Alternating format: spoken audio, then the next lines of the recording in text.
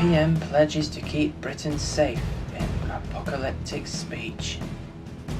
Prime Minister has received a warm welcome in Manchester at a speech to the Institute of Directors, IOD.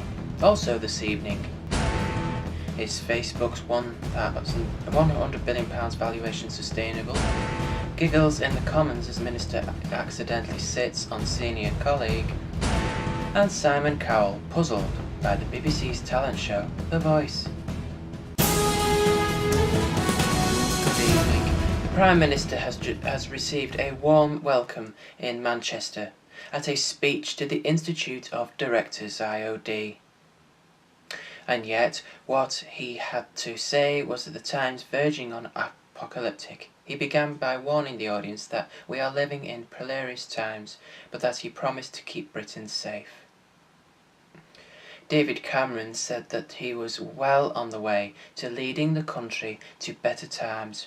To do this through, though, he said they would have to stick to course. We must resist dangerous voices calling on us to retreat. We cannot blow the budget on more spending and more debt, he said. But the PM knows too much to this fate is tied up in the Eurozone. If it unravels, the knock-on effects for the UK will be extremely serious. That's why promising to keep the people safe is some commitment. He made no apology for offering countries in the Euro advice, but really, what does it matter from them? What the Prime Minister thinks? This speech wasn't for Germany, France or Greece. It was for his British audience and in particular business. Those who spoke to the IOD welcomed what he said. They told people he felt he was the best man to lead the country at the time to see through these difficulties.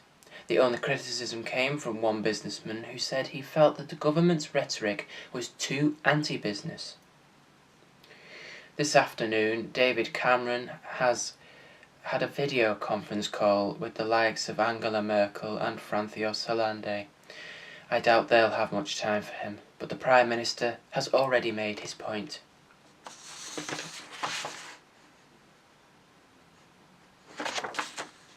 The hype and hysteria about Facebook as it prepares for its share sell-off is extraordinary. It looks like the price of the firm will value at over $100 billion, £63 billion.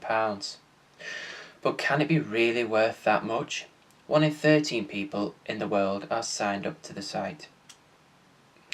That is a lot of eyeballs, who are hugely valuable to Facebook. Facebook, like other successful internet firms, makes its money through advertising to their members. They claim that revenue will only grow and grow. But does it really work? GM Motors have fascinatingly chosen to stop advertising on the site. It's just one big company skeptical about whether advertising on the site is truly effective. Unlike Google Ads, where the value is based on the fact that consumers are searching for a product or service deliberately, Facebook ads are based on your profile. So, if the site knows you are a female and of a certain age, ads might pop up about diet products, even if you have absolutely no interest whatsoever in losing weight.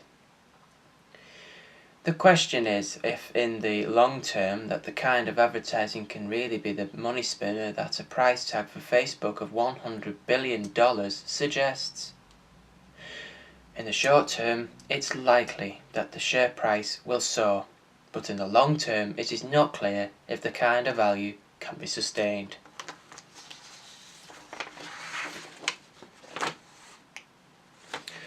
A Lib Dem MP has had a fit of giggles today after the government minister inadvertently sat on his senior colleague after answering a question at the dispatch box. Tessa Mont had to take a few moments to compose herself amid protracted laughter from around the chamber after witnessing the comical moment involving Energy Minister Charles Hendry and Energy Secretary Edward Davey. The pause prompted Commons Speaker John Bercow to say, "We look forward to hearing the Honourable Lady." She eventually replied, Thank you very much indeed, sir. Before asking a question relating to Hinkley Point C nuclear power station. Mr. Hendry made light out of the error and joked, "Mr. Speaker, the humour was because I inadvertently sat on the Secretary of State, which shows our commitment to work seamlessly together in this coalition." Commenting on the spectacle as he was called to speak by Mr. Bercow, Shadow Energy Minister Tom Greatex said, "Thank you very much, Mr. Speaker, and I will endeavour not to accidentally sit on either of my front bench colleagues this morning."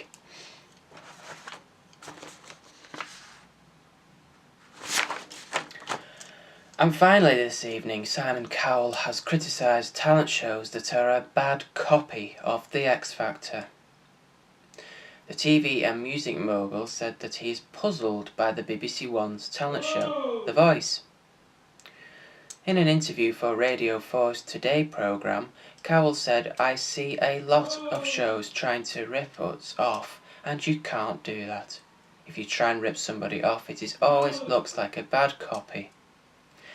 Asked if he was talking about The Voice, which has been pitched against Britain's Got Talent in the schedules, he laughed and said, "That show puzzles me, because it starts off by saying, right, it's all about The Voice. So my first thought is, why is this not on the radio? What's the point of looking at them?" He added that the show, which features Jessie J and Sir Tom Jones as coaches, was the same as the X Factor. They've got dancers behind them, they've got graphics, lights, same show. Cowell also admitted he had worried about the future of his shows at one point when they failed to find creditable acts. He said that 2 or 3 years ago, with the exception of Leona Lewis, he was getting nervous. Cowell also described himself as lucky, hardworking and weird, saying, "I think this business does make you a little bit odd." And that is tonight's evening news. Hope you can join me for the GAP late news, but for now, from all the team here, goodbye.